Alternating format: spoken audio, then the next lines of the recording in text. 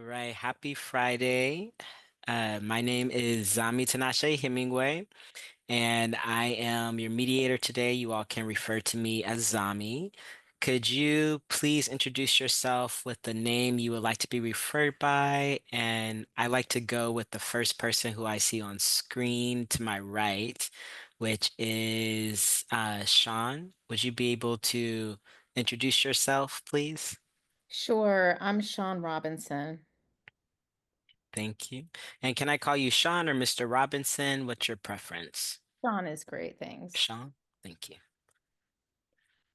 And next, Hi there, my name is Cecil Biggs. You can refer to me as Cecil. Cecil, thank you. So, welcome to both of you. Have either one of you ever been in mediation before? No? Okay. That's good to know. I'm going to briefly share with you the mediation process a little bit so that you all are aware of how this kind of runs and what the feel of it is, okay? So, I am not an arbitrator. I am also not a judge. My role is to support you both throughout this process as a neutral facilitator, a guide. I like to call myself as a space holder for this conversation. This is a voluntary and consensual process, and everything is confidential. The only time confidentiality is broken is when I am legally mandated to do so, such as confirmed child or elder abuse or, confirmed murder, something along those lines. Okay. At any time, you all can revoke your consent to participate and we can end the mediation. This is an opportunity for you all to communicate in a way where we can address the dispute, share your perspectives of said dispute, and hopefully end with an agreement that you all draft up together. You all are negotiating the solution together, and I don't decide anything. Okay. Before I continue, I want to also ask, is there any other decision makers needed in this process, or are either one of you attorneys being represented by an attorney? I'm represented by an attorney, but I'm here as the sole decision maker. Yeah, I also am being represented, but I'm not bringing the attorney to this particular meeting as I'd prefer it that way. Okay. And so I have a clarifying question to both of you. Since you both are being represented by attorneys, even though you both said that you all are the sole decision makers, at any moment prior to a decision is made, do we need to pause so you can consult your attorneys, or can we continue the process without having to consult them? I should be fine to move forward. I see no need to include my attorney at the moment. Thank you. If you all see me pausing and looking to the side, I'm taking some notes as well on my end. Okay. So thank you both for clarifying that. I really appreciate it. So before we continue, there's some additional information that I want to share with both of you. So if you feel good, we'll continue the introduction. Sure. So throughout this process, I want to share with you the structure about with mediation. Since you both say you haven't gone through mediation, I want to share with you the structure. We will first begin in joint session, which means the three of us will stay in a room together. Here's the virtual room. And during this time, one of you will be able to share your personal statement. What that personal statement is you essentially saying what you feel happened from your perspective that led us here. After you share your statement, I will ask for us to pause and take a collective breath together. The purpose of this collective breath is to make sure that we are all listening to one another and give me a chance to reflect what I heard. The purpose of me reflecting what I heard is to make sure that whatever you said, I am fully understanding and processing it, and that there's clarity as well as the other party. After I reflect, I will invite the other person to go ahead with their personal statement. We will pause, take a collective breath, and then we will reflect again. After we do that, we have two options. We may continue the conversation together, where we are starting to have a dialogue back and forth, or we will do individual sessions. These individual sessions are a time for me to sit with you one-on-one and for you to share anything in addition to that you would like to be said to me, any information you want me to know that you may not be able to share in joint session initially. You both will have an opportunity to do that. You will have the same amount of time with me if you need that.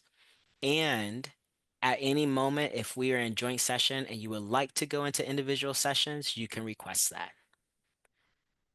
I want to pause and see what questions you all have about the structure of our time together. I Not at the understand it. moment. Okay, thank you. And so, Shaun, I want to ask you a question. Are you okay with me allowing Cecil to begin since I allowed you to begin for introductions? That would be fine. Okay. And Cecil, am I saying your name correctly? Sure. Yeah, Cecil's fine. Okay. So, do you feel comfortable beginning? Sure, I can begin. Um, Personal statement, correct? So, I mean, as you may know, my name is Cecil Biggs. I'm the owner of the West Coast Rangers, a relatively well-known sports team. This past season has been really excellent for us. We have been having a really successful year. Things have been going really great. And then there was an incident near the end of the season, which has now resulted in a threatened lawsuit, which is part of the reason we are here today. Shaun has brought this lawsuit against us. Um, Shaun has worked for the past 18 years for me. About 3 years ago, Shaun was promoted to the level of VP due to their outstanding work. I recognized Shaun's incredible value and wanted to elevate that to that position and felt it was well merited. They recently helped organize a big celebration, a West Coast Rangers celebration day, which went by very well during the day, was, very popular. Lots of people attended. Um, and we afterwards were in the limo with the four VPs, and I was drunk. I had a totally inexcusable lapse of judgment and inappropriately touched Shaun and made some very questionable statements, um, which I, of course, deeply regretted the next morning. This is very unusual for me. I don't do things like this. I don't think of myself as someone who in any way wants to predate um, on the people who worked for me. For me, I think it was, being drunk, having poor judgment. I've never done anything like this before. Um, Shortly after that incident, Shaun went ahead and hired an incredibly aggressive attorney who has now pushed forward with this lawsuit against myself and against the team. And that is what brings us here today. And I'd like to try through mediation to figure out a way to avoid all of this bad energy and see if we can't resolve this in a slightly better way, meriting 18 years of working relationship with each other.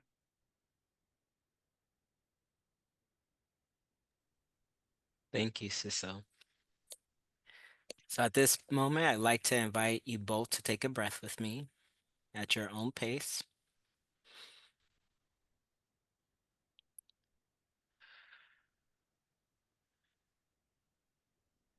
So I'd like to go ahead and reflect what I heard, Cecil, and if there's anything that I missed, please feel free to correct me, okay? So what I heard is that you value Shaun, that you all have been working together for 18 years, that within 3 years or the last 3 years, Shaun was promoted to a higher position because you see his value, that in your words, in a lapse of judgment, you inappropriately touched Shaun as well as made inappropriate comments. And that led to Shaun feeling that they needed to hire an attorney, and the attorney and threatened a lawsuit using your language. From what you said, your goal is to honor the relationship, the 18-year working relationship that you all have, and find a resolution outside of court. Is there anything I'm missing or anything you feel you need to add? No, that sums it up very well. Thank you. So, Shaun, I would love to hear your personal statement as well. And just a reminder, currently we're just sharing our perspectives from sharing our perspective. We're not necessarily replying to what the other person shared. Okay, well that's a bit of a challenge for me because this is I feel like I was violated, and it's really hard for me to be here right now and tell you about that. And it's hard for me to be here in front of Cecil and tell you what happened. So, Cecil did accurately describe my employment status. Um, but I feel like I need to tell you more about what happened in the limo. So we had this fabulous day, as he said, it was a big celebration, and Cecil's a big personality. We were all having a great time celebrating. And when we were in the limo, leaving the mayor's office, I wouldn't call it inappropriately touched me. He grabbed my crotch and held it for like 20 seconds. It seemed like a really long time. And 20 seconds when you're just sitting there in shock is a really long time. And it was in front of my colleagues, the other vice presidents from the team.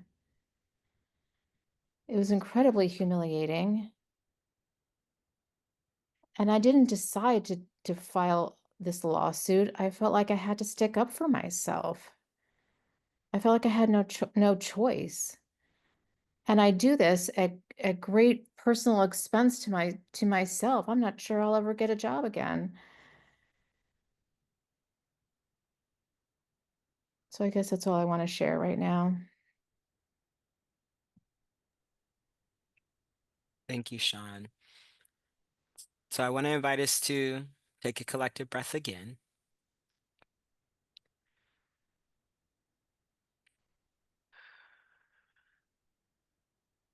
And so, Shaun, I'd like to take this moment to reflect what I heard. And if there's anything I missed, please correct me. So you agreed with the way that Cecil described your employment history. Mhm. Where things differ is that from what your experience is, that it was not just an inappropriate touch. You feel violated and you felt humiliated because your crotch was grabbed in front of your colleagues. This has led to you having concern and worry about your ability to find another job, have sustainable employment. And the lawsuit is not something that you just felt like you had to do, but it's your way of advocating for yourself and protecting yourself in this moment. Is there anything I'm missing? No, I think you did a good job summing it up. Thank you.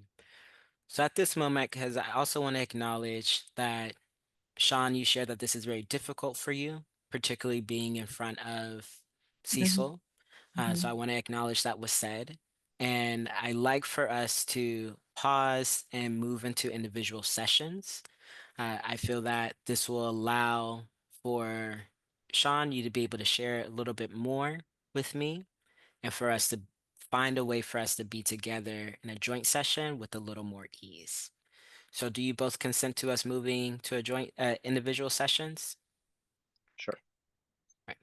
Thank you. I want to start with you, Cecil. Apologies, sorry. I want to start with you, Shaun. Um, the names disappeared, but I was looking at you, Shaun. But I'd like to start with you, Shaun. Cecil, I'm going to move you into a waiting area. Hi, Shaun. Hi, Bonnie.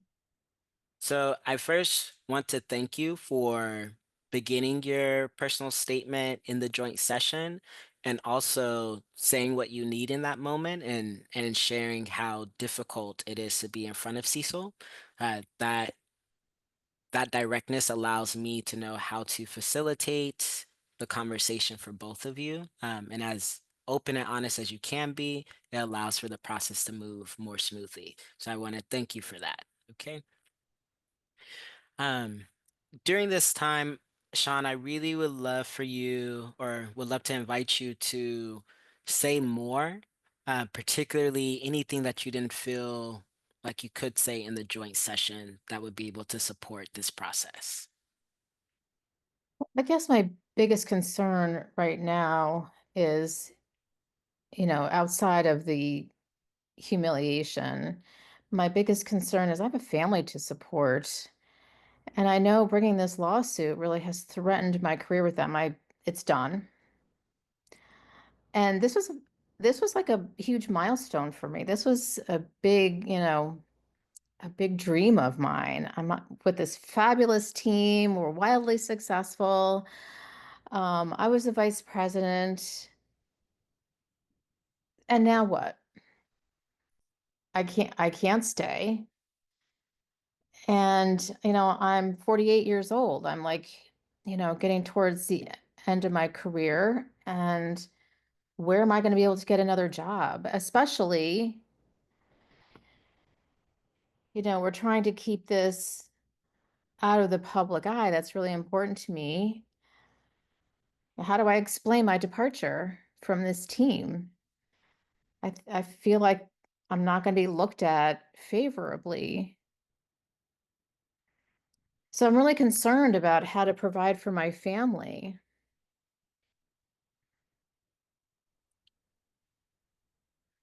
Thank you for sharing that. The concern that I'm hearing the most, or what feels like your number one concern, is really financial sustainability so you could provide for your family. Right. And from what I'm hearing, due to where you are in your career, you've made it to vice president, and you don't feel that you can stay or return to your former position.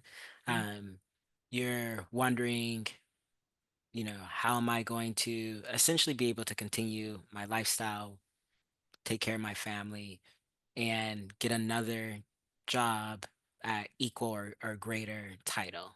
Am I hearing that correct? Right. Title and pay. Title and pay. Okay. Mm. And for when it comes to pay, title and pay, is there a particular number that you're looking for? Um, High number, bottom line, mid, what are those numbers? Right. Well, I'm on the West Coast, where the cost of living is pretty high. I'm currently making about 125,000 a year. So I would need that to continue to support myself and my wife and my children. Okay. If we're just looking at the dollars. Okay. And about 125K a year to support you and your family. And you're on the West Coast. And one thing I heard is that this is a dream job for you. Oh, yes, absolutely. And Worked really hard to get this job, and I did a it great job. it sounds like, I mean, 18 years at any organization is a feat. And you don't see Mhm. very many people doing that today. So it sounds like you worked very hard. And Cecil also acknowledged that you worked very hard to get to where you are. And so I don't think there's any argument there, right? Um, I am wondering, is it I would love to explore um, more about the discomfort around potentially even going back to that position.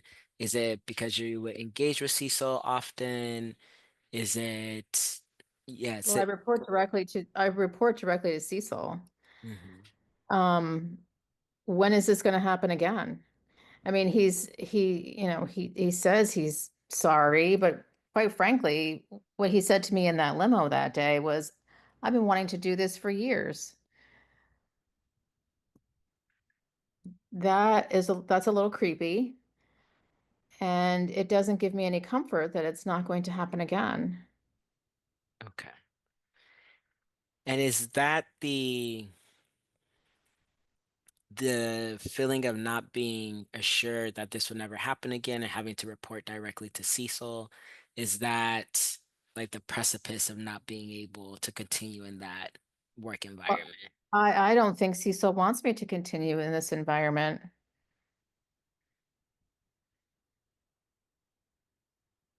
Out of curiosity, can you say more about why you feel that way? Yeah, I don't know exactly what was said, but that was the indication I got from my attorneys when we had our meeting with them, that I would not be, the conditions sounded to me like I wouldn't be working there, that they wouldn't want me there. Okay.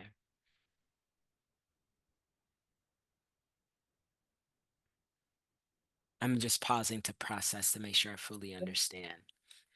So there was a meeting between your attorney and Cecil's attorney. Could you say more about that meeting that Yes, so that happened. Let me look at my timeline here. I think it was not that long ago.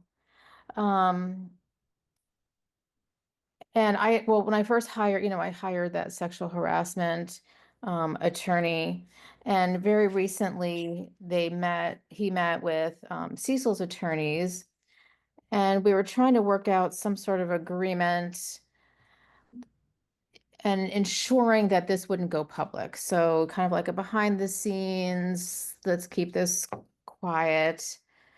Um, But so it was like me, I was there, Cecil was there, and our attorneys were there, and we didn't come to any resolution. okay. And is the inability, I thank you, I appreciate you sharing that. So I heard a few things. I heard one, you all met, you all couldn't come into agreement, and during that time, you got the impression that you also were not welcome to continue your employment there. Right. Don't forget, like sometimes the attorneys will meet like privately when we weren't there. So Mhm. I guess I don't know exactly what happened, but that was the report back that I got. Okay. Prior to your attorney sharing that with you, were you interested in continuing your employment? I just have some real concerns about that. I mean, obviously I love that job. I just don't see how I can possibly stay. I feel too nervous. Mhm. I'm too nervous and worried, and it may impact my ability to perform. And quite frankly, how would that even work? Because Cecil and I are together all the time. I'm in charge of like promotions and marketing and PR. We were together all the time. Mhm. He's the face of the team, and I was right there with him. So I just don't know if there'd be a way for me to continue and feel safe. I hear safety is a big issue. It seems like this large concern of, if I'm processing what you're saying correctly, this concern of not feeling like you'd be able to be present in your work because of the fear that he may potentially, you know, uh, grab you again using your language. Or Is that correct? yeah, anything inappropriate and unwanted. Okay, thank you. And so returning there doesn't seem like it's an option, from what the attorney shared with you, as well as where it feels like from what you're saying, how you're currently feeling and your ability to perform in the way that you want regarding your job. The next question I have is, are you said that your attorneys were not able to come to an agreement when the four of you all met. Can you say a little bit more about where the dispute was in the agreement? The dispute is, well, it's over money. It's always about money. So we couldn't come to any financial terms. Okay.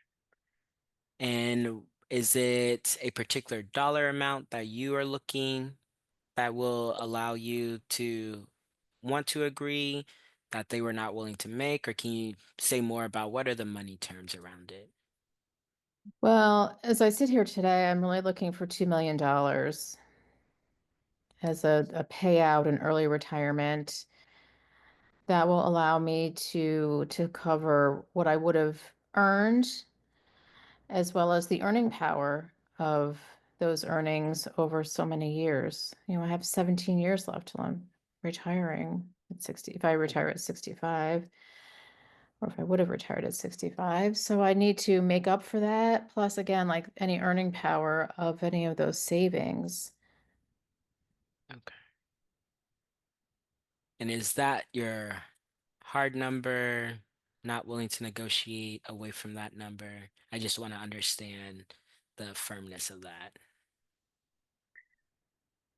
Well, you know, I guess privately, I probably do have some wiggle room, but my ask would be the $2 million. I did discuss that with my attorney, and we decided that would be my ask. So, you know, I wouldn't want him to know that I have some wiggle room.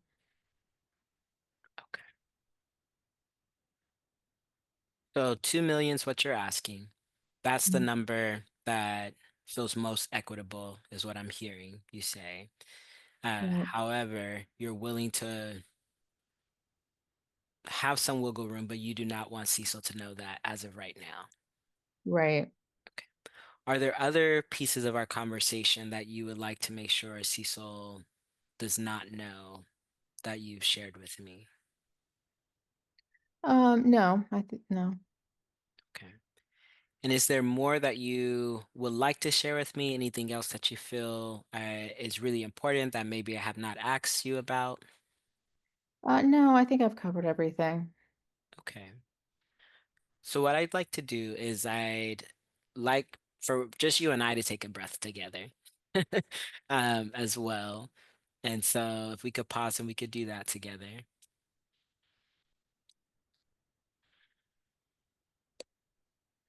I appreciate you sharing more information, our one-on-one, because again, you shared that you did not feel comfortable in the joint session. Now that you've shared this with me, I am going to have a one-on-one with Cecil as well. Um, and I am also wondering, are you feeling more comfortable being able to join in a joint session now that you've shared these pieces, or do we need to go back to individual? What would No, I feel like now that I've gotten past that, like I feel like I'm okay. It would, the initial having to say that in front of people is really uncomfortable, but I do feel better now. Okay. Thank you. So, what after I speak with Cecil, if Cecil also is able to come back to a joint session, I'll speak with Cecil, and then I will bring all three of us back together. Okay. Please feel free to grab a drink of water. We've been in session together for about 15 minutes. I'll probably try to give Cecil around the same amount of time, and then I'll bring us all back together. Okay. All right. Thank you. Thank you, Shaun.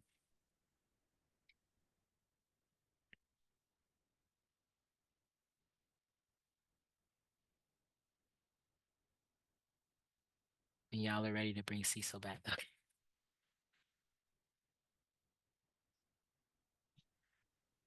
Hi, Cecil. So I just want to recheck in with you because I feel like I said Cecil and then I said Cecil. How do you actually say your name? Cecil? Okay, thank you.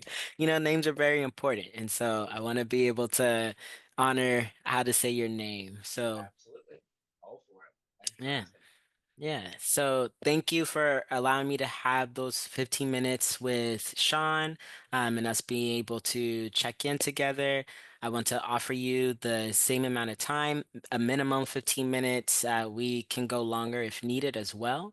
Uh, and this time is yours to share with me anything in addition that you feel I need to really know to help facilitate this for both of you? Sure, I appreciate it. I mean, there's not a ton that I would add. I mean, I've heard Shaun's feelings, and I totally understand the difficulty of the situation. But I mean, you understand it. Stupid things happen. I was very drunk. And I completely understand how this behavior is totally unacceptable. Like I have been beating myself up over it. I do regret breaking this relationship with Shaun. I very much do. But I also, don't agree with Shaun that they had no choice in this matter. I mean, we could have tried resolving it peacefully. We could have. Shaun has taken steps to really aggressively go after me and, by extension, go after the team. And I mean, this just puts me in an incredibly bad position. I do want to mend things with Shaun. I am sorry the way things ended, but Shaun has put me in an impossible position. I've now got this incredibly aggressive lawyer breathing down my neck. Shaun knows as well as I do that, this could be an absolute nightmare scenario for the team, for PR, for everything. And I mean, we just need to avoid that altogether. I mean, it's why I'm very happy we're in mediation. But Shaun's attitude that there was no other way around this just strikes me as ignoring the very real fact that rather than trying to figure this out between colleagues, 18 years of relationship, I would have thought we'd be able to have a more open conversation about this. And again, I fully recognize my fault and recognize that something will need to be done to not excuse, but offer reparations for my actions. But the course currently taken really worries me. I mean, it will put me in a situation where I am going to be totally unable to do anything. And I do get me wrong. Don't get me wrong. I want to get to a resolution by the end of this. I don't want to be in a position where this goes to court. It's not going to be good for me. It's not going to be good for Shaun, as they've recognized. It's not going to be good for anyone involved. And I don't want that. It's why I'm happy the lawyers are not here. I am very capable of dealing with myself without my lawyer. And that's what I want Shaun to hear, that I do feel terrible. I really do. And I don't want Shaun to feel like, this is a reflection of me not having respect for them. I very much do. I did something stupid. I should absolutely make amends. But this is not the right path. I mean, going the legal route, just too complicated for everyone involved. Um, yeah, that's kind of where I'm at right now. And I don't know what that's going to look like. I don't know how we get there. I mean, you've heard them. You probably have a better sense of that than I do. I'm sure you can come up with some great ideas of how we might be able to get around this. But I want to make sure that we keep the lawyers out of it and that at the end of the day we walk away with, being clear on the fact that this will stay between us. Thank you, Cecil. So it sounds what I'm hearing, please correct me if I'm wrong. What I'm hearing is that for you, you have a lot of remorse. You Mhm. recognize that what you did was, you know, not the best decision, and that it's Terrible. right, Absolutely terrible. terrible decision, using your language, and that your main goal, well, I don't want to say main goal, but one of your main goals is to resolve this without it going to court. Something else I want to reflect that I heard is that you value your relationship with Shaun, that you all worked together for 18 years, and that some of what I'm hearing, I'm going to use my word, but please tell me if there's another word to describe this. But some of what I'm hearing is maybe some surprise about Shaun going the legal route and not working it out one-on-one with you. Is that correct? Absolutely. Absolutely. Okay. And so, I heard multiple times you speaking to that, this relationship that you've all had for 18 years, your desire to resolve the issue outside of court and to honor the relationship that it sounds like you feel that you all were closer than than going to court. If I'm reading between the lines a little bit, or trying to, I guess, give a little more of an adjective to how you're describing it, could you say more? Absolutely. And I mean, to clarify, I am not suggesting in any way that I have in any way thought of Shaun in any way other than a friend or Mhm. professionally. I mean, we've had a very good professional working relationship. I have watched Shaun move up through the ranks. I personally recommended they get promoted because of merit entirely. I mean, I have been very impressed by their work and their dedication. I mean, the day in question right up until the end was a great success, and we have only Shaun to thank for that. And I have never, ever felt that I have questioned in any way that relationship and that merit. Accidents happen. Accidents when you're drunk happen, and it's terrible and it's inexcusable. And yes, something should be done. But I like the word surprised. I am surprised that we would choose to go this particular route, especially knowing the difficulty it puts all of us in. Shaun knows that better than anyone. Right. And so, and excuse me if the way that I described the relationship insinuated anything other than a professional one. That was not No, my I just wanted to intention. clarify as well on my end. Absolutely. Thank you. I appreciate the clarification. And so, one of the things that you keep saying is that this potential lawsuit essentially puts several folks in a negative position. So Shaun shared that was in charge, he was a VP of marketing. And so, you know, I'm based off of what you both are saying, one of the things you both are having in common is saying, really love the job, love the organization. Do not want this to go out into the media, and trying to find a way to resolve it without that. And Hmm. so, you both are, as Shaun said, it's okay for me to share that, you both are on the same page around that, right? And so one of the things that Shaun did share is that you, Shaun, and both of your attorneys did meet to come up with an agreement to potentially resolve this prior to mediation, and you all were not able to get to an agreement. Correct. Would you, would you be able to share a little bit more about why you feel you weren't able to do that? I mean, there were a lot of complications. I think my big concern is Shaun's lawyer is aggressive as hell. Um, a lot of the negotiating terms involved massive packages, making sure that there were massive payouts. We got I felt very much that I was being extorted over the possibility of bad PR. I mean, it's a bad situation and it needs to be resolved. But I'm a very public person. I am quite present in a lot of things, and my personality, as Shaun mentioned, is important to making sure that the team remains recognized. I have my own little personality thing going, and this is bad PR. And I felt in the meeting with that lawyer that the lawyer was just looking at me and seeing the dollar signs. I was not getting any sense that there was any real question about compromise. It was just a question of how much money can we get out of this guy by threatening a lawsuit. And I that puts me in a place where all I want to do is get away from the lawyer. Now, I didn't get the sense that Shaun had any clear sense of what they wanted. I got most of the sense that the lawyer was driving the bargain. Um, the lawyer focused a lot on this concept of, reparation payment, um, and then ensuring that, once Shaun had moved on from the job, that they would be well taken care of. I heard some of the same rhetoric come out of Shaun about worry about a next job. I understand.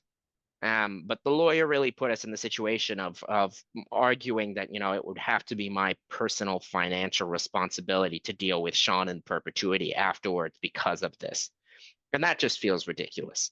So, in those meetings, my feeling was that this was an aggressive lawyer. My lawyer advised me that this didn't seem like the best route. Um, and yeah, that at the time is what really led me to feel like there was no way to argue with that particular guy. Okay. So thank you for sharing your perspective from that meeting. You've said multiple times that Sean's lawyer is very aggressive. Can you say, is the aggression simply, and well, let me pull back, not simply. I don't want to say that, but is the aggression based off of the ask around money and the packaging, or is there more regarding why you The feel? man is known as a high-profile sexual assault attorney. His job is to make powerful people crumble and offer large payouts. I get it. It's the man's job. I don't like it. I don't want to be in the position of having to face off against him. His focus is how to make the maximum amount of money possible for his client and then by extension for himself. He doesn't recognize any of the relationship that we've had. He doesn't have any real sense of what has gone into this, the work, what's at stake. He's seeing something has been wrong. This person is sitting over a fire. How can I extort them for everything I can get to get them off that fire? And that is all I got in communicating with them. I did not get the sense that the lawyer was in any way looking to make the situation right or worried about, what's going to happen, the larger question for the team. I don't know his conversations with Shaun. I don't know to what extent Shaun feels that he is adequately representing Shaun's actual interest. All I know is that in listening to the guy, I felt that the only question on the table was largest possible payout. And that's not something I'm really interested in dealing with. And granted, I want to avoid the PR nightmare of all of it, but if this is going to go straight down to extortion, then you know what are the downsides at that point of me bringing it to court if I already know it's going to cost me an absolute fortune? Okay. Thank you for giving some more context around why you describe the attorney as aggressive. And so, I want to share some information that Sean shared with me and Sean said it's okay for me to share this regarding what they're looking for. You know, in the joint session, Sean did share that they have concern about being able to get another job and their livelihood because they're no longer working for the team and the organization anymore. They have a family that they have to take care of. And so financial sustainability is really important to them. Mhm. Um, Sean is, left his tenure with you all as a VP, and part of the concern is how can he continue his current lifestyle, his current um, financial ability to care for his wife and children, and find another job that's equal or greater to his current title of VP, Mm, particularly because of where he is in his career, and how would he be able to explain why he left the organization, mm, particularly with the circumstances of why he left. So those are mm. some of the concerns that he shared. I did ask Sean, what's his bottom line and what does he feel that he needs to be able to keep that sustainability for his family, knowing that there's a potential that he may not be able to acquire another job around the same annual pay, that will allow his family to essentially stay at the same level of comfort, essentially, right? And the number that Sean gave was 2 million.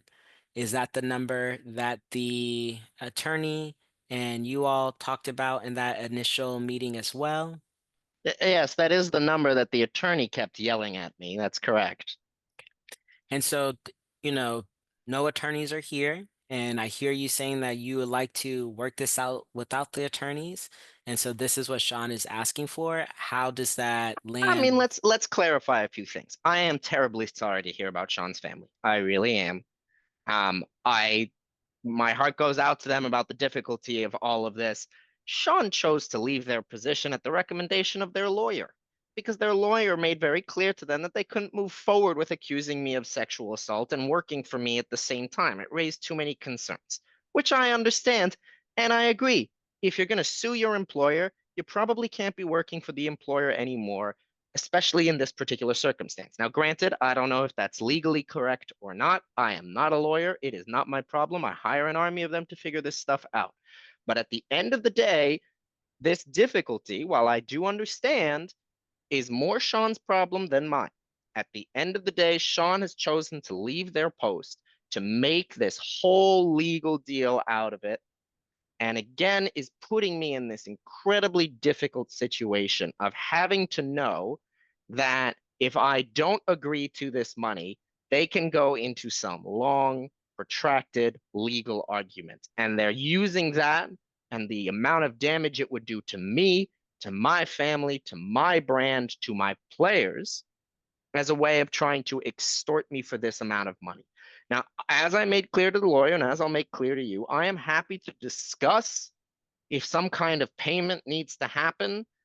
That is something that I am open to discussing if that's really going to be the way to get this off the table. But 2 million is a ridiculous sum. It is a completely ridiculous sum. And again, financial hardship completely recognized, not of my making.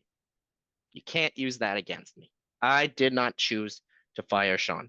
Shaun left at the advice of an attorney who assured them that they would get a maximum payout if they did so and if they sued me. I'm sorry, but that is not on me. So I'm hearing that, protecting your brand is very important. Trying to make amends with Shaun and your 18-year relationship is very important as well, and that you are willing to speak about a number. Do you have a number in mind around a payout that you feel you're willing to offer? I mean, I had an honest conversation with my attorneys on this, and I did recognize that there is, that situations like this may require a payout. And I recognize Shaun's value to the organization. My lawyers quoted somewhere around 300,000. I am potentially open to talking about a slightly elevated sum from that, recognizing Shaun's years of service and everything that he has done. But I would need certain assurances to even go forward there. I mean, we would need to make all of this, of course, legally clear. There would have to be a non-disclosure agreement. I mean, if I'm going to be forced into a situation in which I have to pay out for this situation, then I also am going to need certain assurances. And I hate having to do that because, again, I would have preferred that we resolve this matter internally between colleagues. I understand that Shaun may not feel comfortable doing that. I am very sad to hear that. But if this is the situation we're in, then yes, we'll have to discuss some kind of payment and then what are going to be the assurances that this is not going to come back in a year with an additional extortion claim. So I'm hearing that you want to, based off of what you're saying, you're open to a slightly elevated or, a more elevated number, you know, because you said your attorney suggested 300,000, and I want to go back to what you said, which is you want to be able to work this out between you and a long-term colleague of 18 years. And so, pushing what the attorney said aside, what is the number that you are willing to discuss? I mean, again, barring the requirements and recommendations, I am potentially open to going up to 400, maybe 500,000. But again, I would really need to hear some of the assurances that this is not going to end up turning into a PR thing. I understand that if what is needed from me is, and I have tried apologizing to Shaun many times before, their lawyer has not allowed us to be present in the room to do that. If that's something that's needed to help make it more official, that's great. Obviously, an official apology in the public sense is not possible because that will put us right back in the PR situation. And at that point, it may as well be dragged through court all over again. But, if there's something I can do outside of the financial reparations, great. I'd love to hear it. I'd be very happy to make the fact that I feel terrible about this situation clear to Shaun. But at the same time, I'm not sure that there's much more than that I can do reasonably. Mhm.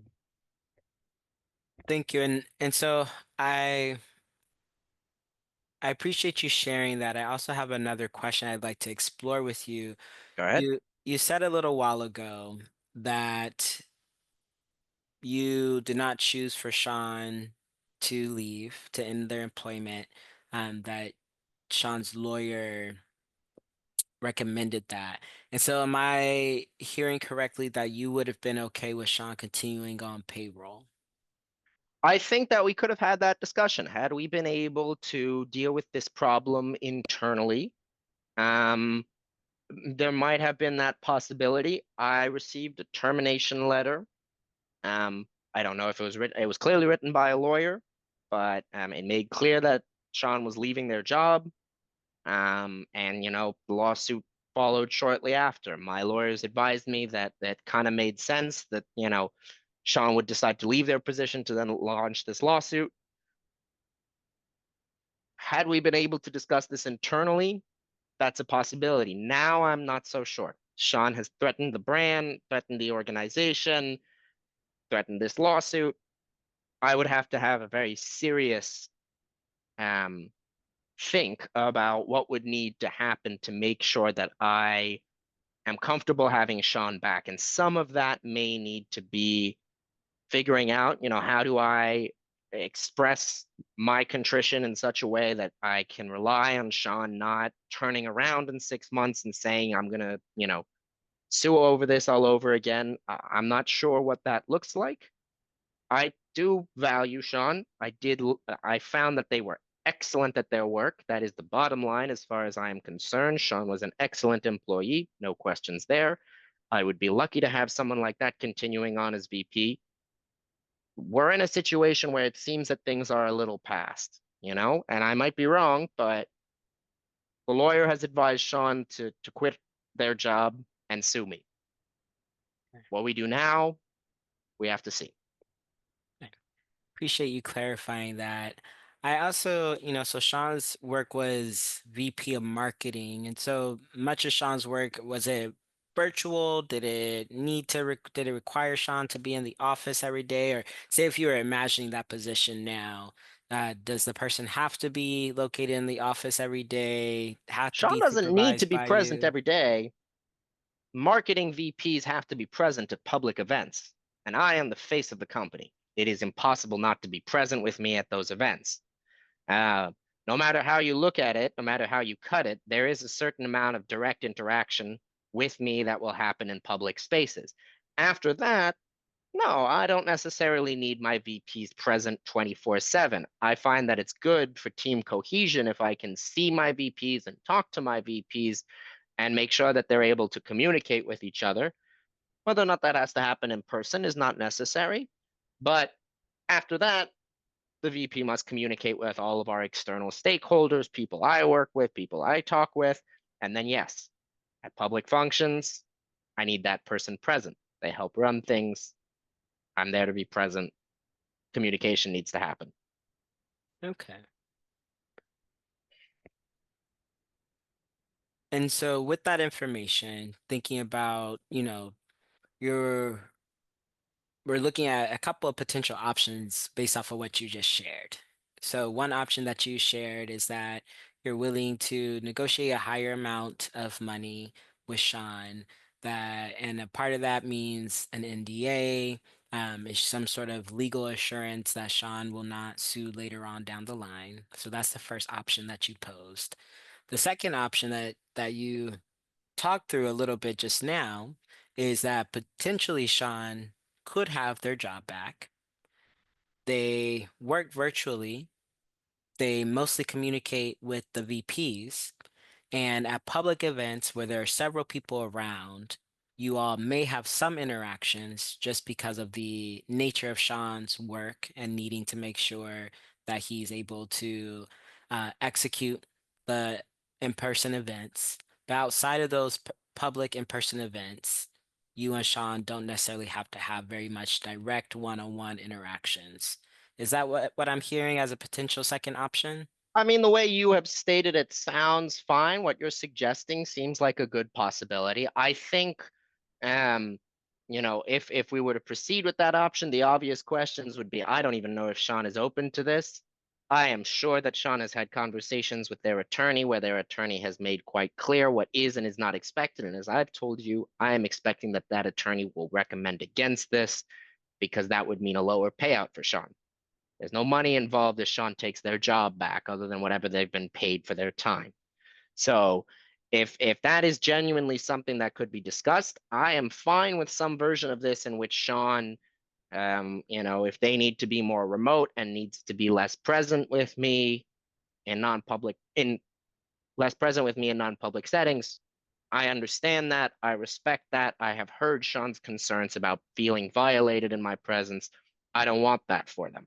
Um, and if something else needs to go into that for Shaun to feel comfortable coming back to work, that's excellent. As I've said, Shaun's reputation speaks for itself. So what you're suggesting sounds good. Um, I would be interested to see if Shaun is even willing to have that conversation without consulting with their attorney. And I would be even more surprised that the attorney doesn't block that. And thank you for sharing that. Also, I want to share, I'm not suggesting that.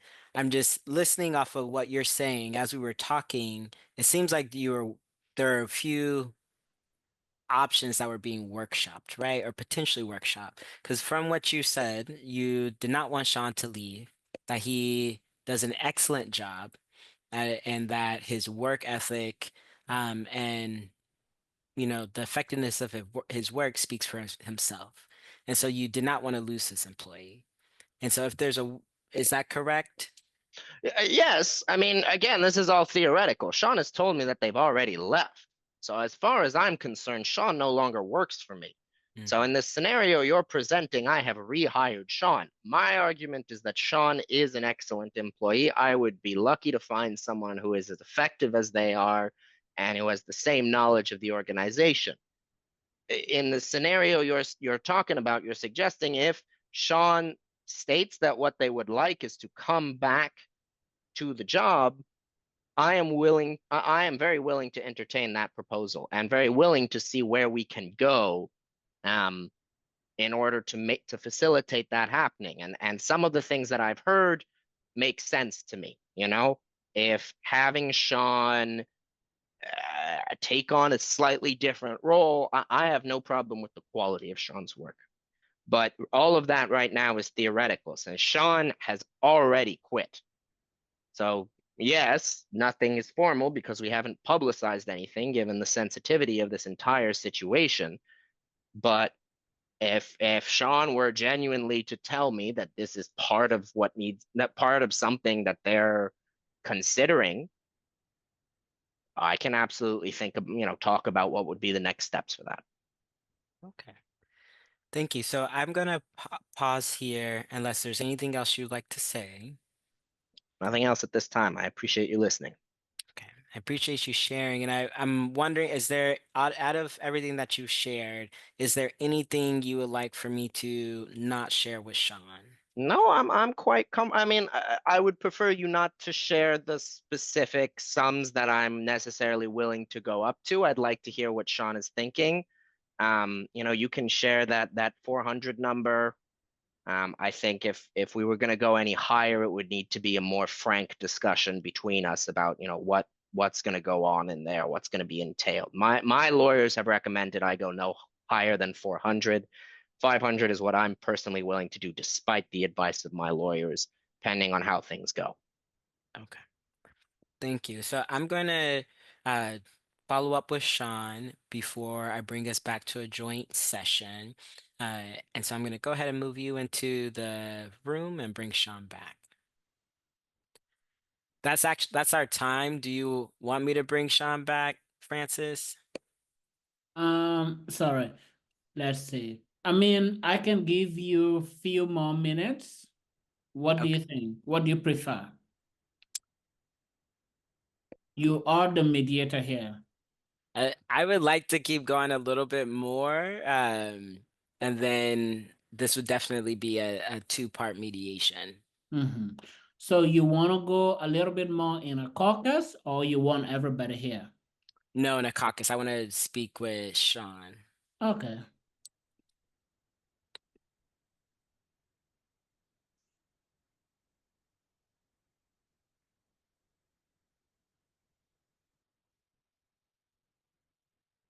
Hi, Shaun. Hi.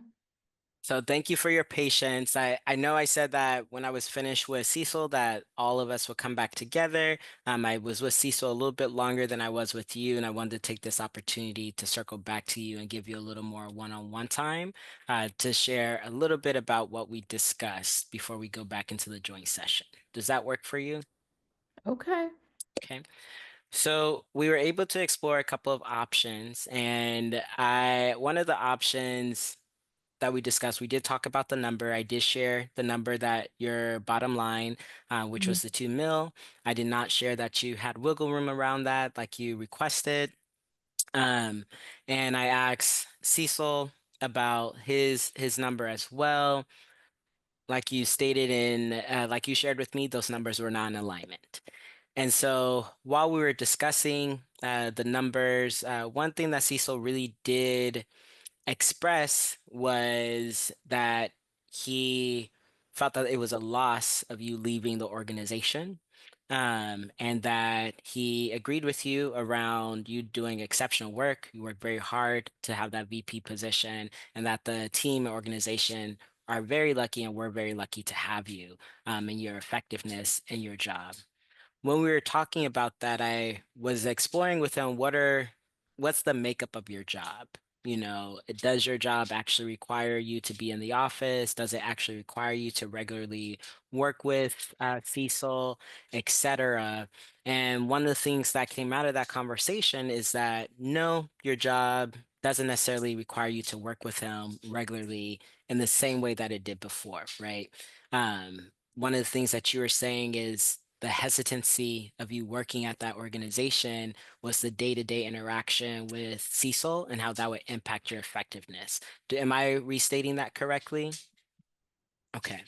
And so I'm wondering if there were an option or opportunity for you to go back and work at that organization, work for the team, but through a virtual option where you did not engage with Cecil regularly, you did not have to have any individual non-public interactions with him, and the only time that you all shared physical space was at public events that required you both to be there. Is that something that you're even interested in? Zami, I just can't imagine how I can do PR sitting in my bedroom at home and not interacting with the face of this team. Honestly, it feels a little like I'm just being stuck in a back closet somewhere. I'm not sure that feels very good to me. Okay.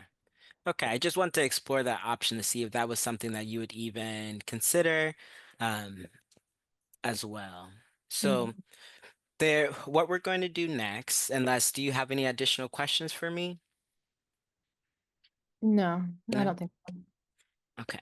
So what we're gonna do next is we're gonna need to have another session. And so I'm gonna bring us back together, all the three of us. I'm going to share, what we've discussed, only the things that you both agreed for us to share out. And then I'll talk about next action items after this session. Okay, so if Can you you're share with me what his numbers were? the number that Cecil, excuse me, the number that Cecil said that they were willing to go up to was 400,000. And Oh, so that, I'm not sure if that is the same number from when you all met prior or not. yes, I do remember that number.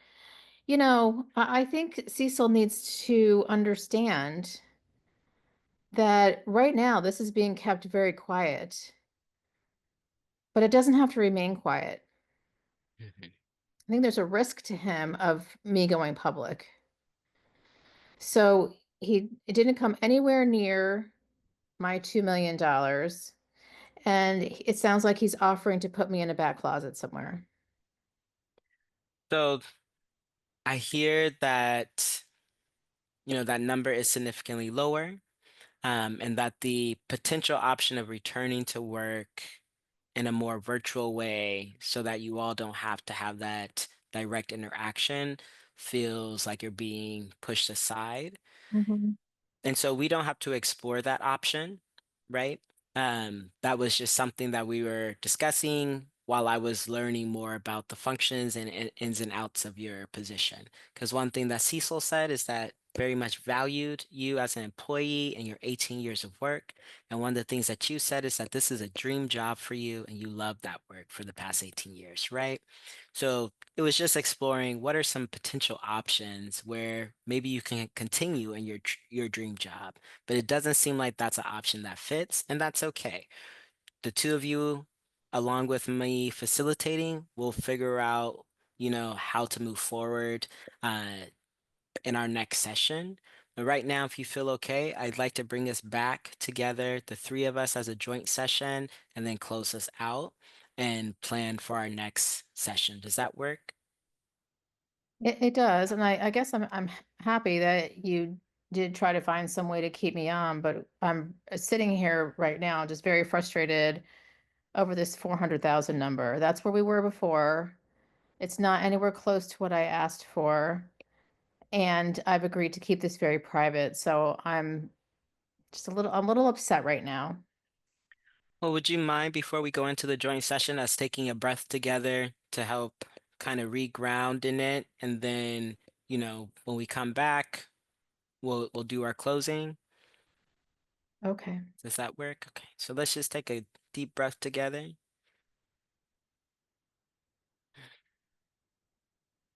We'll do it one more time.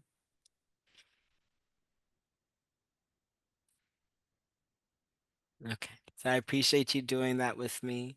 We're gonna come back together, the three of us, and I'm gonna close this out. Okay. If you could bring Cecil back, please.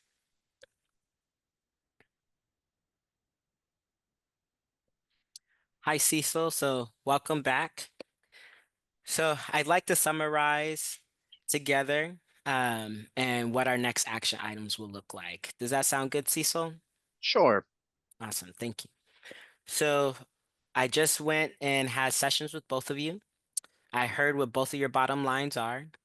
Um, Shaun's bottom line is 2 million. Cecil, right now your bottom line is 400,000.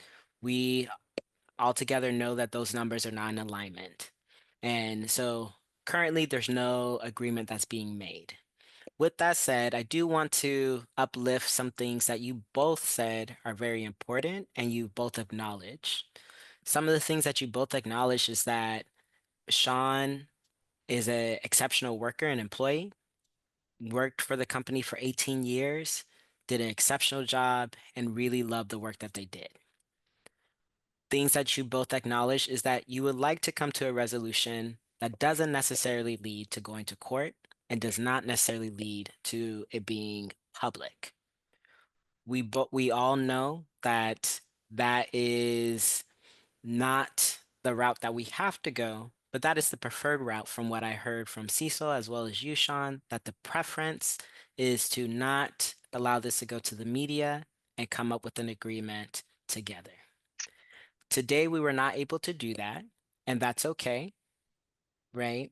We were not able to do that. But what we will do is, if you both agree, we will schedule another session for us to come together and continue to talk about potential options of how you all can move through this current dispute in a way that honors both of you and honors the privacy that you both seek, and the resolution and ending that you both seek.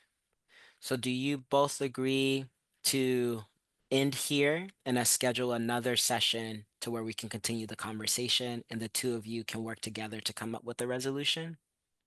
Sure. Mhm. Okay. Thank you. We will get back to both of you all around scheduling and we will schedule you as soon as possible. I appreciate both of your candor and you trusting me and leading us through this process. Thank you. Thank you. Thank you. Bill, you can come back in. I was laughing at the two of you laughing about let's take a deep breath together. Because I was like, Shaun, we're not going back in that room. You're upset like this. It's like that's not gonna Yeah. happen. Oh God. Yeah, this is a very this is a very interesting case. When I was looking at it, I'm like, oh, this is exactly what I wanna, assign to the parties today. And at this point, I know that Dylan, you have something coming up immediately. So with that, I will turn the floor to we're gonna start with Bill, and then I'll come to the parties afterward.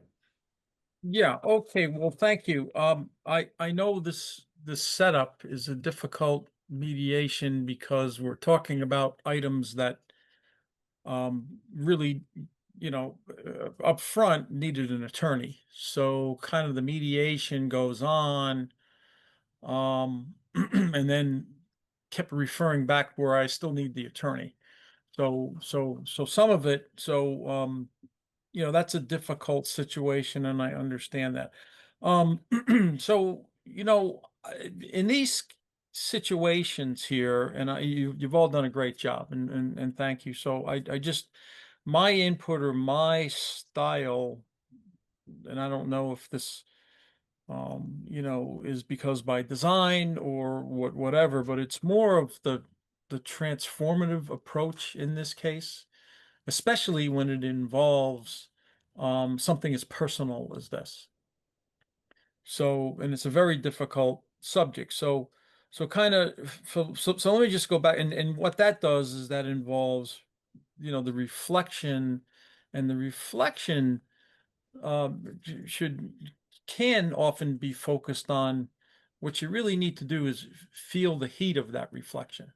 So when Shaun was talking about how violated she was, or he was, I guess, in this case, I'm not sure what we're doing, but of being grabbed by the crotch, and got into that, a one style of reflection could be you seem very upset and very violated by that. And I can understand what you're saying. And in cases that I've dealt with, um, that leads to a response. And the response is normally, well, let me tell you some more information about that. You're exactly right. Or, you're wrong, and let me tell you how to correct. So sometimes in this case, the reflection doesn't have to be a full summary of what was said.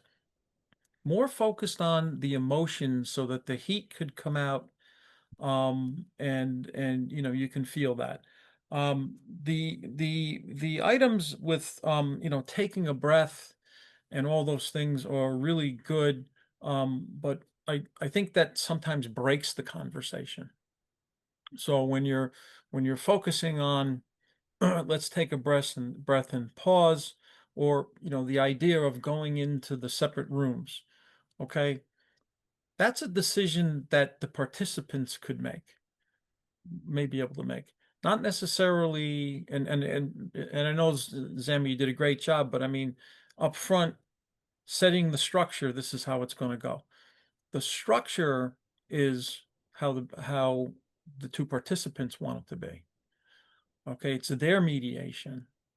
It's their converse. So when you do your introduction, which was very good, it's their mediation, it's their conversation. It's their outcome. And the outcome could be a little better described as far as it could be that you come to a mediation, or it could be that or an agreement, or that you don't come to an agreement. But sort of upfront making it clear that the way we proceed is up to the two participants.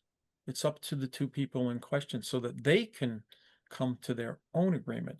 So the other thing I think is important is that, um and I see, Sammy, sometimes that happened, is going back to a previous statement that was made. Okay, try not to go forward. So in other words, the thing you don't want to do, because attorneys do that and say, let me just refer back to my notes, and this is something you said, and we need to go back before we finish. Let the conversation proceed. If something's forgotten, reflect on that, and even though you think it might be a good point, if the mediator thinks it's a good point, follow the conversation, follow the participants' conversations, and let it flow. So I would not start and say we're going to go to a separate room unless the two people mediating want to do that. All right. Don't set it for them. So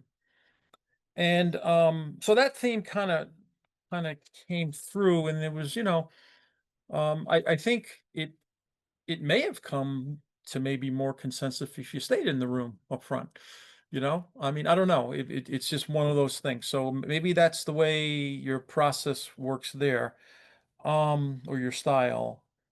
And yeah, the only thing in the opening statement I would say is, because you did touch on it, that I'm pausing to take notes. So continue that and say, I am taking notes. However, these notes are confidential, and that they will be destroyed at the end of this mediation. Only you and I, through this conversation, that's the only time I'm going to take notes, and then no one else will see these notes. Okay. So that's kind of a confidentiality thing that's important to say. But yeah, it is a difficult subject.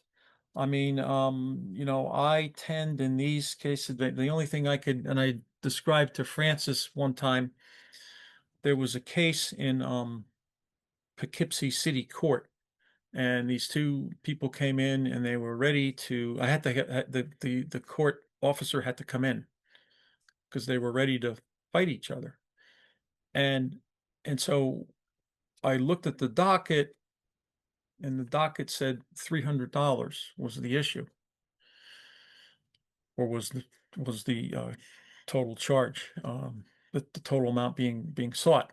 And I said, I think you mean 3,000. Did you leave off a zero? No, it's 300. So these two girls got in there, and they had to be separated. Okay. So swear words, and I'm going back and I'm reflecting. You seem very upset. You go through, and on any stretch of the imagination, they weren't going to resolve this. Okay. Because they were fighting. So there was some reflection. That I came in and I said, and she started to tear up, and I said, you seem as though you're very emotional here, and something seems hurtful the way you're talking. And out comes the response that the other person insulted her disabled son to the point where it hurt everybody's feelings. And that's why she didn't pay the $300 electric bill.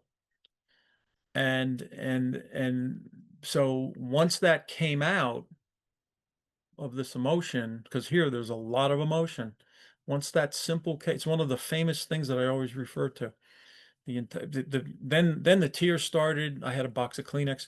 All the things went through, and they resolved the matter. And then the girl that was very well dressed, because you were talking inner city here, said, I'll pay you, but I need a payment plan because I don't have any money. And it's a conversation that I recall. It's very impactful to me, and I recall that, you know, to this day, a number of years ago. So if we didn't reflect and feel that heat, they probably both would have been charged with assault. Okay. And so, but it came out, the emotions came out. So in this case, Shaun's emotions, like, why it would have been, why did you do that? Don't you understand, Dylan, how that made me feel?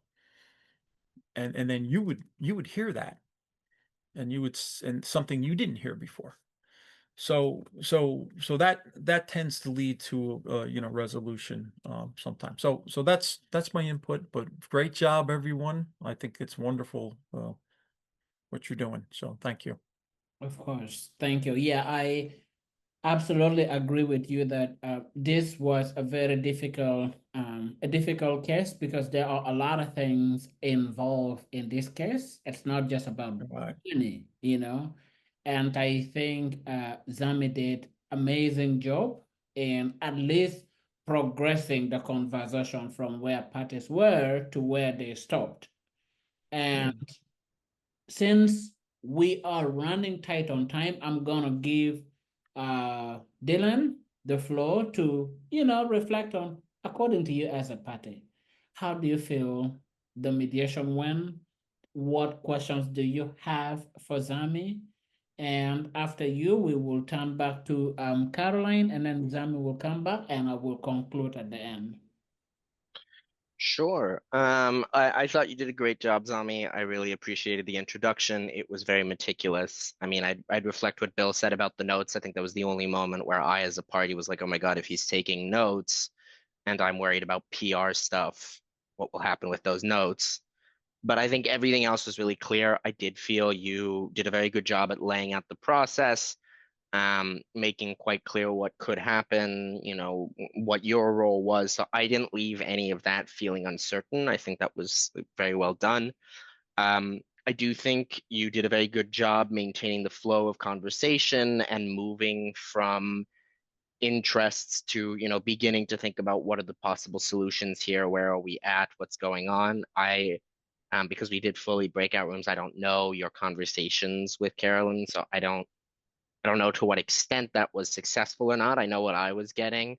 Your tone was very controlled, was very measured. I did try a few times to seek to build rapport with you in a way that would not have been productive, and you avoided those very well. So well done.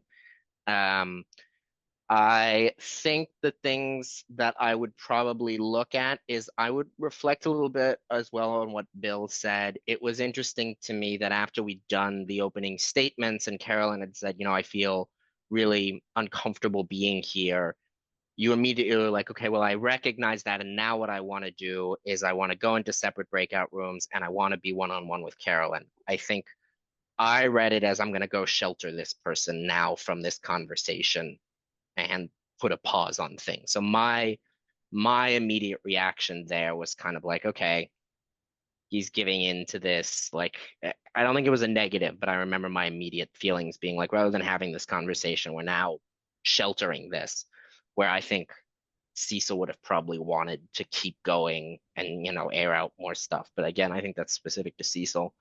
The only other thing which I think you caught on to was you began asking some really good questions and then ended up unintentionally, and I think you were trying to avoid it, but unintentionally suggesting kind of a solution. And I immediately latched onto it and was like, well, if we're discussing this solution you're proposing, then like let's discuss the semantics of it. Like, here's what I would be open to. Here's what I would. And it's interesting because before reading all of this, my brain had gone to the same place. But the way you proposed it, you began to ask some really specific leading questions that by the time you rephrased, you had already created a bit of a solution. And I would caution that a little bit and instead do a little bit more exploration, because even though you were capturing some of what I'd said, you'd now put enough of a spin on it that it sounded to me like you've got this idea in mind. I'm now going to respond to like, you've been leading this process. Clearly, you have something you're going for. And I think it also built on the earlier, like you taking Carolyn aside. For me, it was like, wow, he's in charge of this process. Now he has a solution. Like, let's work through towards his solution. So that would be my only thing. But you did a very good job of catching yourself on that and like trying to go back a little bit and being like that, I just want to make sure that I've made some assumptions here. Is that what you're thinking? Um, Again, I don't know what your conversations with Carolyn were like, but I thought it was very well done. And you kept a very good tone. You were good at reframing and rephrasing. I didn't feel at any point like you were missing anything that I was saying. So well done. Yeah, and I just want to add to Dylan, because I picked up on that too, about you were trying to help Zami. You were in there and trying, and you did, and Dylan did say, or Cecil did say some of those things, and then you formulated into a, solution sort of for him. And then what, Dylan did was, very creative, because then he turned it back on you and he says, well, I like your solutions now. So I was kind of, and he was kind of giving it back to you. And then you tried to correct it and you said, well, I didn't really say it was me, but so that was all very good, but you were trying to do the right thing. But yeah, that's a good, let what is said come as, don't be creative and try so much to help everybody, which, because that seems like you're a really good guy. So thank you. That was a good exchange. No, thank you. Absolutely. And Caroline, we will go to you now. Zomi, I thought you did a fabulous job. You have a wonderful demeanor, and you're nice and calm. I have to say, I don't like the breathing thing. Dylan did it last week. I did not like it. You told us this week you were going to do it, as Francis suggested. I still don't like it, and I don't like doing it so much. So I just wanted to tell you, I think it makes you seem more like a yoga instructor than like I'm in charge of this table. Because I want to disagree on the semantics with Bill. This is your process. It's your participants' mediation, but it's your process. And I just felt like it was like all that breathing. That's why I started laughing at the end. I'm sorry about that. But I'm like, oh my God, I have to breathe again and like make sure he sees that I'm breathing because, oh my gosh.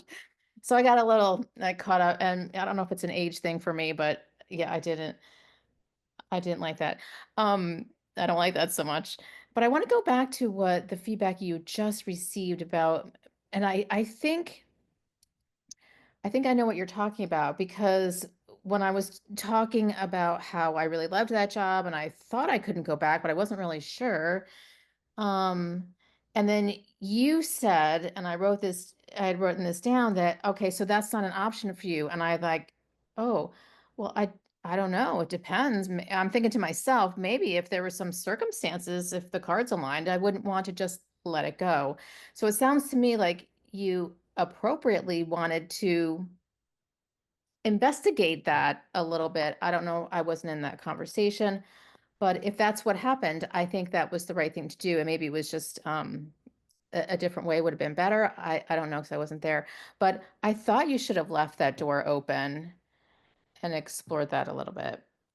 Um, I also thought, especially in this case, that it would have been better for Shaun to go first, because I brought the suit and it was a sexual harassment suit. And honestly, as like the victim, I didn't want to hear Cecil's side first in that case, but that's very specific. Mhm. But generally, if someone brought the suit, I usually let them go first to tell me what their facts are. Um, when you were with Cecil, you were gone for a very long time. I started wondering actually if my computer was still working or not. So it was a very long time. Maybe pop back in to me and tell me that you were still talking. Maybe that would have been a good idea. Also, when you rephrased at the very end, you said, "I know your bottom lines."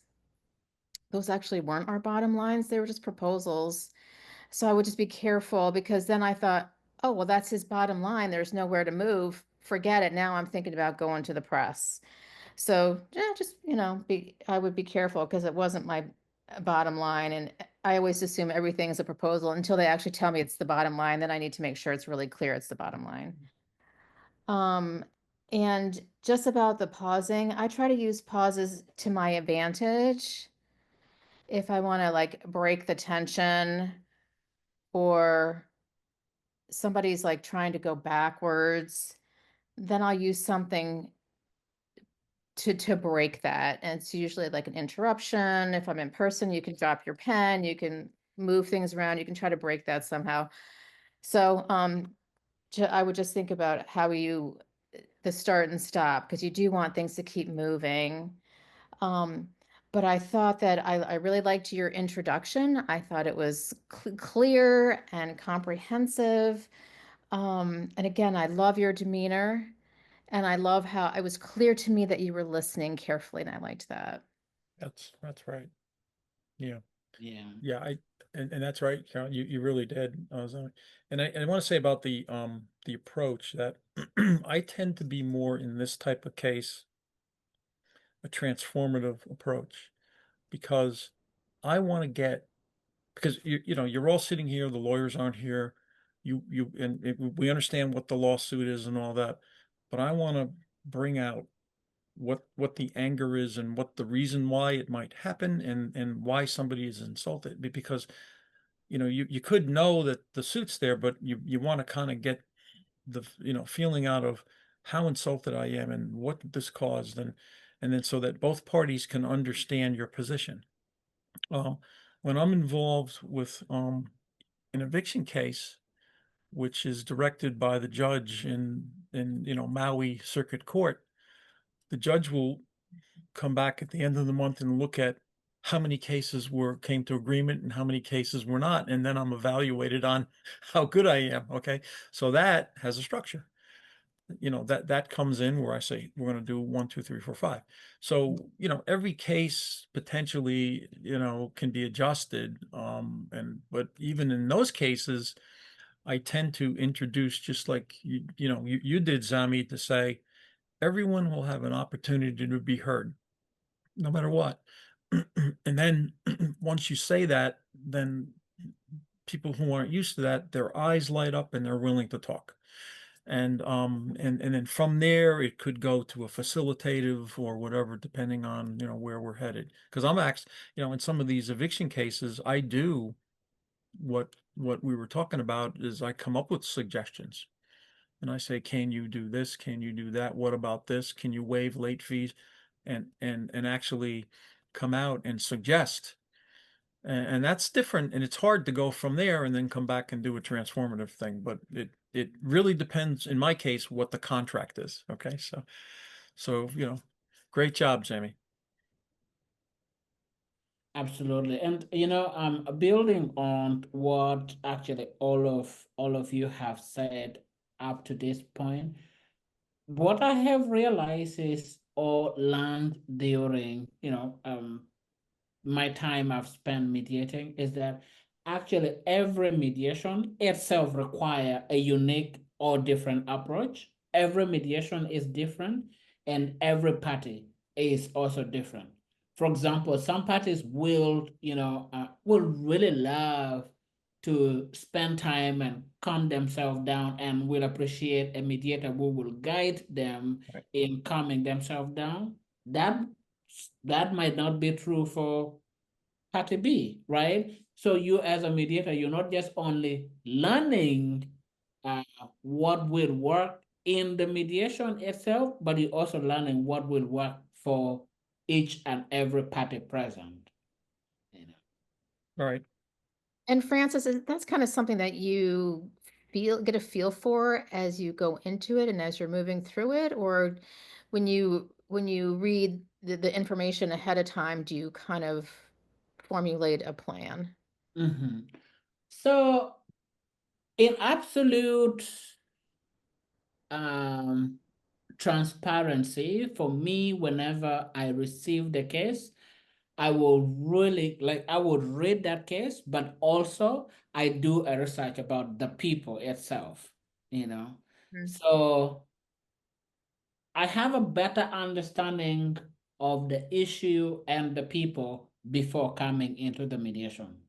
And when they get into the mediation, I am first, before I even start thinking about, all right, what can we do moving forward? I'm trying to understand. Number one, I want to understand better the parties or build on the limited information that I have about the parties.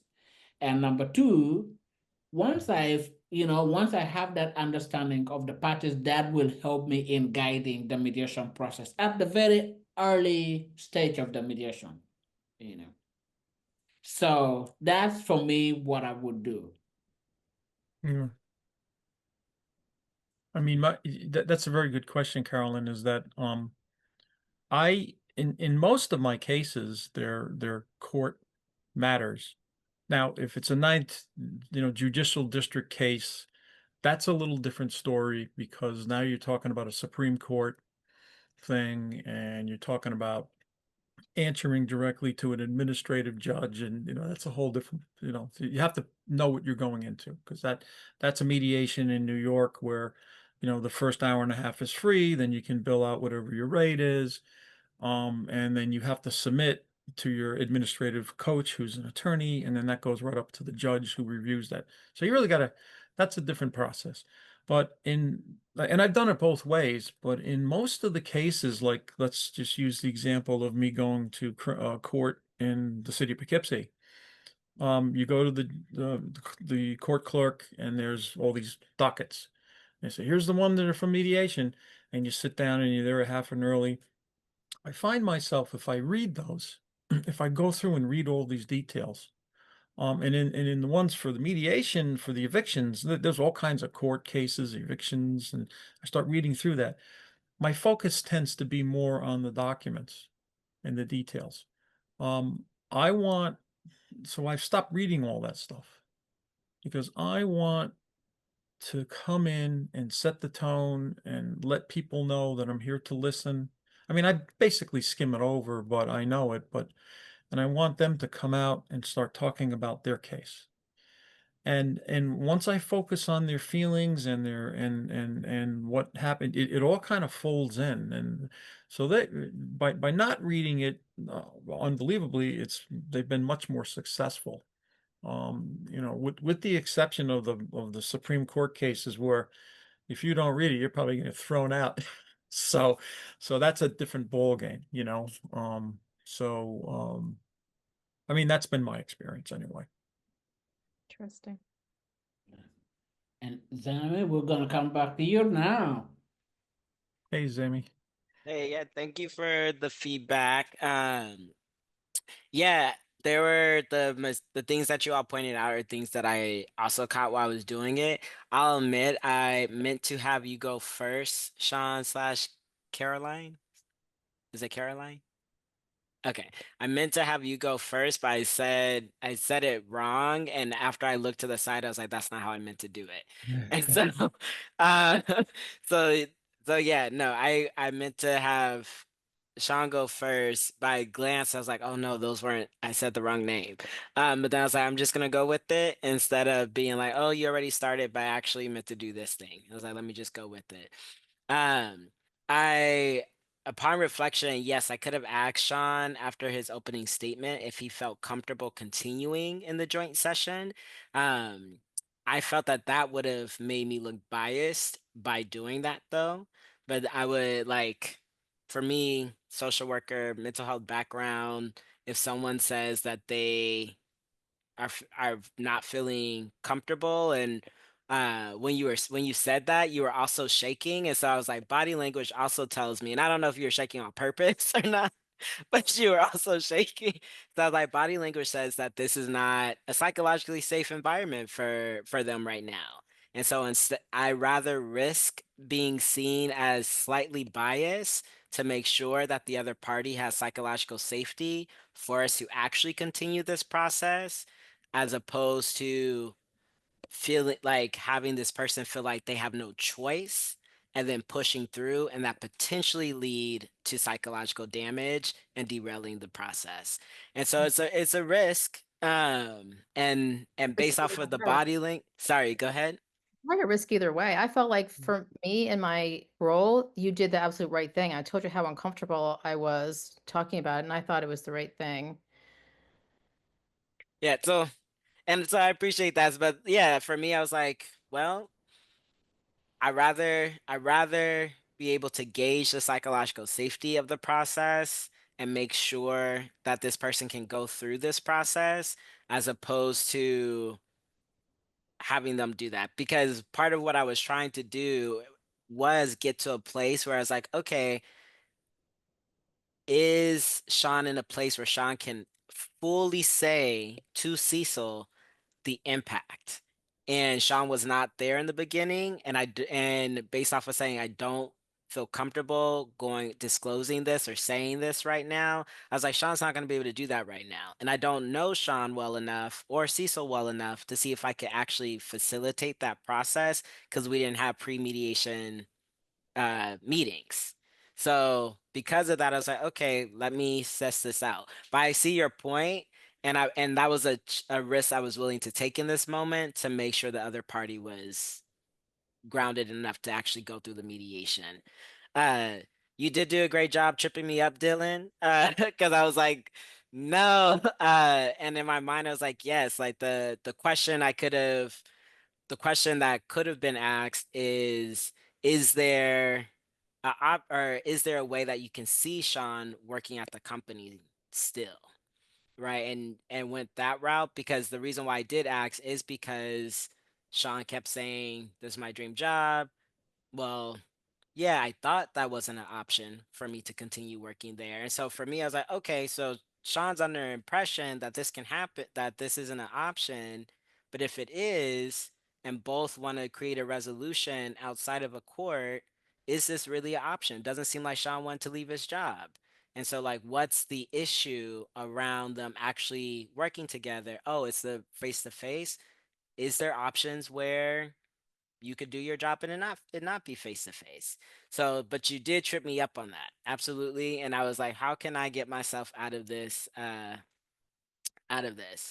So, And to be totally fair, I think you were going in the right direction. I think the way to have thrown it back at me would have been to like dive deeper and be like, okay, like I hear you just said this. Like, is that something you're interested in? Like, how do you want to explore that option? I think you were going in the right direction. So don't get me wrong, you getting tripped up was more a reflection of me trying to at the moment, like throw it back at you and be like, oh, that's a great suggestion. Like, I'll follow that. But I do think you were going in the thank you. Yeah. So, but I do appreciate that. And yeah, I didn't mean to say bottom line. I meant to just say the numbers are in alignment. And so, it seems like there's more exploring that we need to do. But yeah, I do need to be careful in that area. Um, And so yeah, this was an interesting one in my mind after because I really needed to see also need to see where is Cecil? Like is Cecil able to hear what Shaun is saying? Like and each time they did show a little more empathy. And so for me, I was like, when we get back together, we're gonna stay in the joint session and I wanted to have conversations with them prior to coming back. And so my goal, if this was a real mediation, was we would end it when I contacted them to reschedule. I was gonna use that as one-on-ones. And one of the questions I wanted to ask Shaun was, have you ever told Cecil the full impact, emotional impact of that situation? And are you willing to do so when we come back? Like that was a question that I had written down. I was like, we don't have time to do that today, but that was my strategy for the next one was for us to have those one-on-ones during the rescheduling process and ask if Shaun was willing to have that conversation. Thank you, Zami. Uh, I'm gonna start with what you said. If this was a real mediation, so honestly speaking, I want you all to take this like a real mediation and really put yourself in the mediator's shoes and take absolute control of the process as if you are mediating an actual case. So I want to start from there. And uh, on a positive note, I agree with what everyone has said. Your introduction to me specifically was, honestly speaking, was better than, almost was the best introduction I've ever heard. It was very informative and very interactive. you know I often hear, including myself, I give informative introduction, but sometimes I realize that my introduction is not very interactive like you did. So yours was very, very good. um I the last time when we met, I talked about having a reason behind everything that you do in the mediation process. For me, um some people will, for example, read the case, and so when they have a better sense of the case, they will start the process from a private setting itself. or some people will bring the parties and parties will do introduction and then immediately go into an opening statement in a private setting. There is no one way of doing it, but for you as a mediator, you must have at the back of your mind the reason for doing whatever you're gonna do. And always the reason must be something happened. The parties are here because they want something to be done so that whatever happened does not happen again. The focus is always today and tomorrow. That being said, I still think that you did a good job in taking parties at a private setting early enough, because based on the nature of this dispute, the more you had subjected them to be in a joint setting, probably the less likely that they would have been able to even be willing to continue enduring, the violation, the pain, the disrespect that happened as a result of this, and then I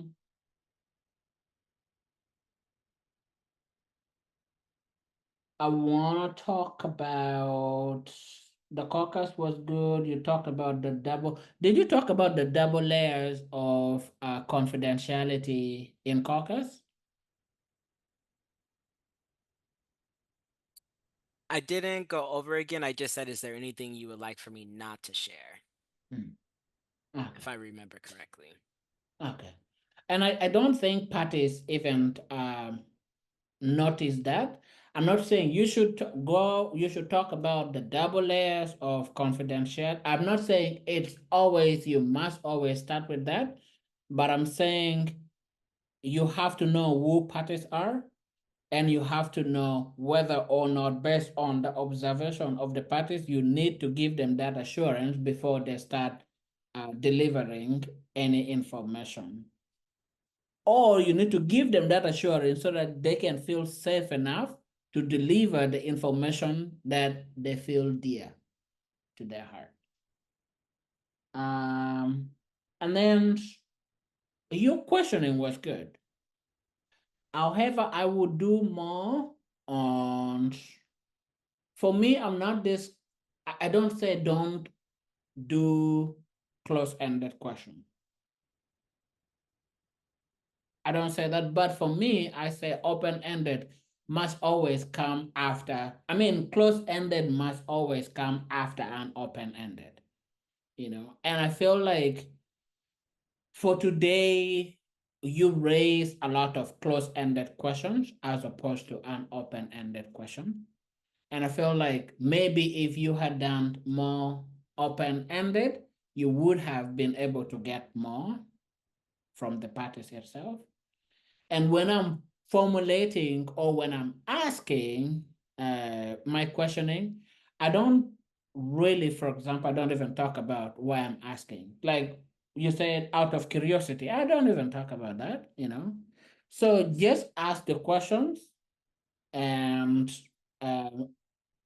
parties will always respond. But if you want to start with a statement, then question after, parties will find a way of hesitating to that statement, even if it's as simple as out of curiosity, because then that may make it sound like whatever they want to say, whatever they're going to say is light, But for parties who have been violated, every statement is deep, for them. Then let's talk about option generation. Now, even if both parties have given you the authority to share the information that they shared with you during caucus, it really doesn't mean you have to share those information to the other party. What that means is you have this information, you have the liberty of using this information to help parties find resolution, right? And when you finish your one-on-one with Caroline, and you went and you told Dylan that Caroline won 2 million, right?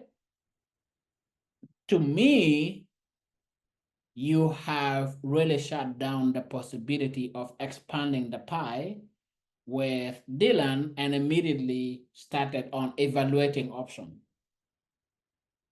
Now, if I was you, Dylan have his own fact or what has happened that has brought him to mediation. Caroline also have our own, facts regarding what happened that brought them to mediation. And if I want to find out a solution, all of them have an idea about what can be done to resolve this or to lead to a resolution. So I will,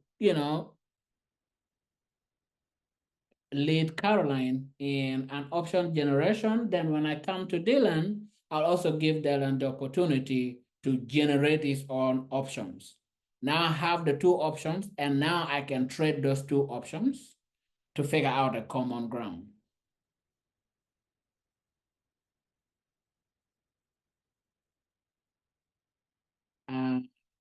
What else do I want to say? I think that's pretty much it.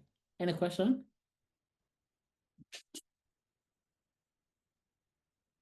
No, part of the reason why I shared, because I almost didn't share, but part of the reason why I shared is because there was one mediation during the course where I got information and I did not share it, and that backfired.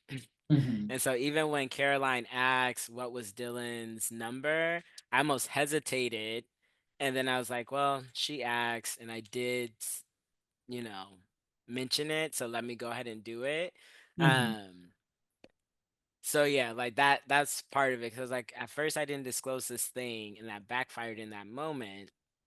And so that's why I was like, it also Dylan's characters seemed like they were very much like just what's very like, for lack of a better way to put it, straight shooter. And so it's like they want to know the options up front and work from there is what it felt like. So some of that was because I don't feel like I used the same approach with Dylan that I did with Caroline. So for me, what I would do, if I'm dealing with, for example, an action-oriented party of that kind, for example, if they ask me what are the options, right? Instead of me even telling them what the option is, I'm gonna turn back that question for them and ask them what are the options for you, what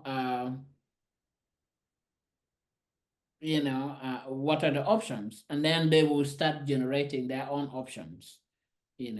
Because if I tell them my own option, they're not generating their own, rather they are responding to this option that I've given them. Right. And now, for example, let's if we get back to Caroline asking what is Dylan's offer, if I got that correctly, what is Dylan's offer? For me, when I'm hearing that information, at the back of my mind, I'm thinking, oh, okay, earlier on, you said you want 2 million. There is a probability you may be able to agree for less than that, right? So then in that case, I'm gonna say,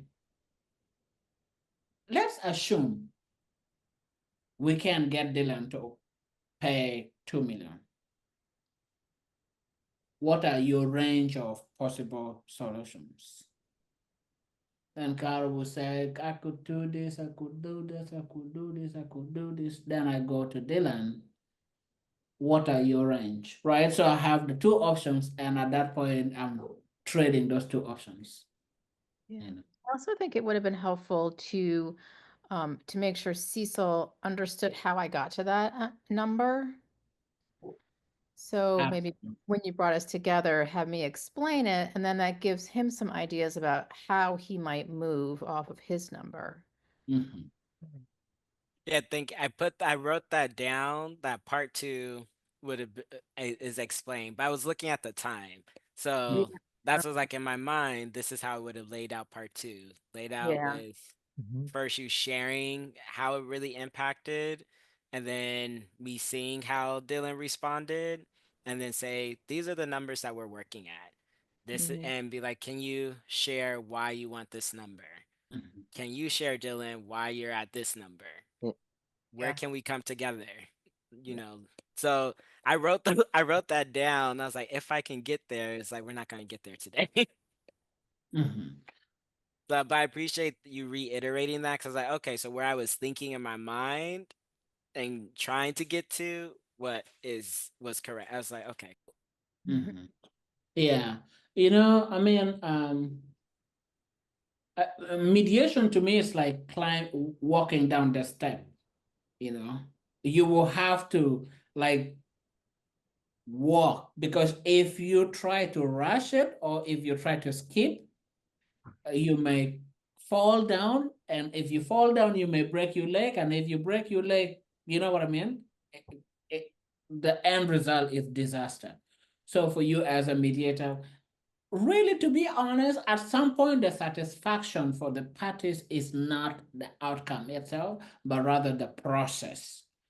You know, so give them a full course meal. I'm gonna give you the process, and I'm gonna give you, you know, I talk about meal. You know, I have not eaten yet, so it's, you know, I give you the process, I give you the solution, win-win. You know, that's it from me. Any last question before we Another great session. Thank Yeah, you. well done, Very everyone. good. Well, Very good. Thank you very much, everyone. I really enjoyed it. Thanks for the opportunity. Great job, Zemi. Thank you.